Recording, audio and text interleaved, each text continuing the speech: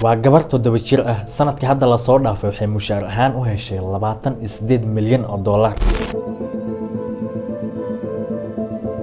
tobanka YouTuber ee ugu lacagta badan lacagihii ugu badnaana ka helay YouTube-ka sanadkii hadda la soo dhaafay 2021.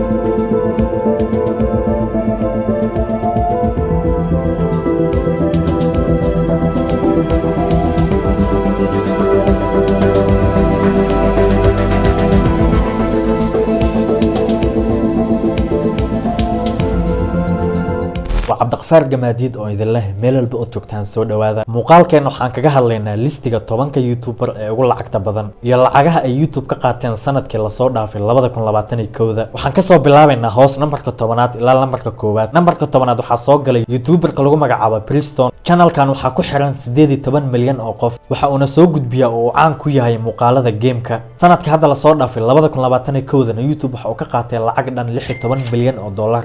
lambarka 9aadna waxaa soo galay Logan Paul. Logan Paul waa legend YouTuber American ah. waxa uu ka mid yahay asaga iyo walaalkii Jake Paul dadkii ugu horeeyay YouTube ka soo caan baxay. Logan Paul waxa uu ku soo caan baxay oo uu soo gudbin jiray muuqaalada prankiga ah, vlogga. haddana title-kiisa waa professional boxer. waxa uu go'ay dhinacaas iyo feerka. laakiin listigan 10ka qof inuu ka soo muuqdo waxa ugu dambeysay 2017. channelkiisana waxaa ku xiran 23 milyan oo qof.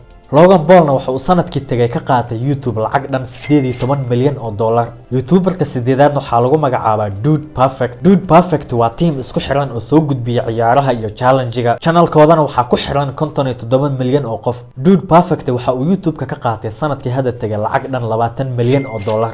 lambarka 7aad waxaa soo galay wiilka lagu magacaabo Ryan Kiji. wiilkan da'diisu waa 10 jir. 3 sano ugu dambeysana YouTube-ka waxa uu ku jiray qofka koowaad ee lacagta ugu badan ka qaato. laakiin sanadkan hoos ayuu soo dhacay waxa uu noqday qofka 7aad. waxa uu soo gudbiyaa maaweelada ciyaalka iyo waxyaabaha ay ciyaalka ku ciyaaraan oo ay jecel yihiin. channelkiisana waxaa ku xiran 31 milyan oo qof. waxa uu YouTube ka qaatay 27 milyan oo dollar. lambarka 6aad waxaa soo qabsatay gabadhan da'da yar ee lagu magacaabo Lag Nastia. gabadhan waxay dhalatay 2014 da'deeda waa 7 jir. channelkeedana waxaa ku xiran ku dhawaad 90 milyan oo qof.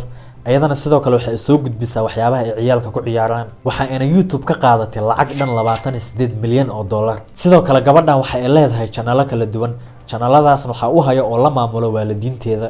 channelka 5aad waxaa lagu magacaabaa Unspeakable. waxa uu soo gudbiyaa muuqaalada gameka. channelkiisana waxaa ku xiran 13 milyan oo qof. YouTube-kana waxa uu ka qaatay lacag dhan 28.5 milyan oo dollar. channelka 4aad asagana waxa uu noqday 2 nin oo lagu magacaabo Rihet iyo Link. labadan nin waxay soo gudbiyaan barnaamijyo comedian ama dadka inay ka qosashiyaan. waxayna caan ku yihiin oo lagu yaqaanaa barnaamijkooda lagu magacaabo Good Mythical Morning. channelkoodana waxaa ku xiran 17 milyan oo qof. YouTube-kana waxa ay ka qaateen lacag dhan 30 milyan oo dollar. YouTuberka 3aad asagana waxaa lagu magacaabaa Makipedia. ninkan waxa uu soo gudbiyaa asagana muuqaalo game ah. YouTube-kiisa waxaa ku xiran 31 milyan oo qof. sanadkii 2021 asagana YouTube-ka waxa uu ka qaatay lacag dhan 38 milyan oo dollar. kaalinta labaadna waxaa soo galay YouTuberka lagu magacaabo Jake Paul, walaalka Logan Paul. Jake Paul waxa uu YouTube-ka kusoo gudbin jiray muuqaalada vlogga. asaga iyo walaalkii Logan Paul YouTube-ka isku mar ayay soo galeen oo soo caan baxeen. haddana Jake Paul wuxuu ku biiray boxing-ka.